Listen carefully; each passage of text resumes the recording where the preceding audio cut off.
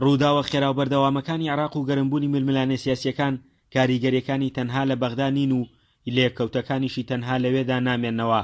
بیری جیاوازی پێگاتەکان لەلایەک و ململانەکانی ئێران و ئەمریکا لەلایەکی ترەوە بەتایبەتر دوای قاسمی سولێمانی و ئەبومەهدی مۆهەندیس جۆرێک لە شپرزەی و ناهەمواری هەم لە پرۆسەی سیاسی و هەمیش لە شەقامدا دروست کردووە. کورد وەک پێگاتەیەکی باڵا لە عێراق بەڕای چاودێرە سیاسیەکان دەبێت بە وریاییەوە مامەڵە لەگەڵ دۆخەکەدا بکات. پێویستە لەسەر لایەنە کوردیەکان پێش هەموو شتێک گوتارە سیاسیەکانیان ڕێک بخەن یاخود بە میکانیزمێک بڕیار بدرێت بۆ دەرەنجام کورد پێشووتری لە بیر بێت. ئەم حەدەسانە چەند جارێک دووبارە بوونەتەوە پێم وایە ئەمەش درێژە ئەکێشێ هێندە بە سەریعی ئەم گۆڕانکاریانە ئەگەر بکرێت نایەتە ئاراوە بۆیە کورد پەلە نەکات لە بڕیاردانە و بەڕاستی پێش هەموو شتێکیش دوای ئەوە نەکەوێت کە کۆمەڵێ بەڵێنی بریقەدار لە مەرحەلەکانی ڕابردووە وای کرد کوردی هەنێجار بەهەڵا برد بەڕاستی تووشی گرفت بووین.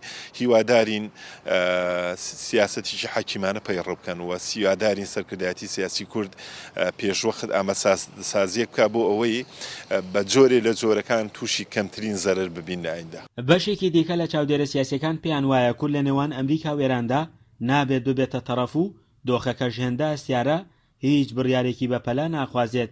ئەبێ لە ئێستا لەم هەرومەرجە تەمومژاوێدا کورد ئەو دۆستانی کە هەیەی بەڕاستی بیپارێزێ بە تایبەتی دۆستە دێرینەکانی کە بە درێژایی 27 ساڵ 30 ساڵ لە ڕابردووە پاراستونی چونکە لە ئێستا حاڵەتەکە جیاوازە نە ئەوەیە لەگەڵ ئەوانە بێ کە بەڕاستی دوژمنایەتی ئەکەن لە لەگەڵ ئەواناشە بێ کە بەناو دۆستایەتی ئەکەن چونکە ئەو هەلومەرجی کە ئێستا هەرێمی کوردستانی پێ تێپەڕێ هەلومەرجێک کە بەڕاستی ڕەش و سپی تێکەڵ بووە و بەرژەوەندەکان تێکەڵ بوون بۆیە مەلەفی هەرێمی کوردستان لەلایەن سەرکردایەتی سیاسی و دەسەڵاتی سیاسی کوردەوە ئەبێ هێندە پارێزراوە بێ بتوانێت لەم دۆخات خۆی تێپەڕێنێ.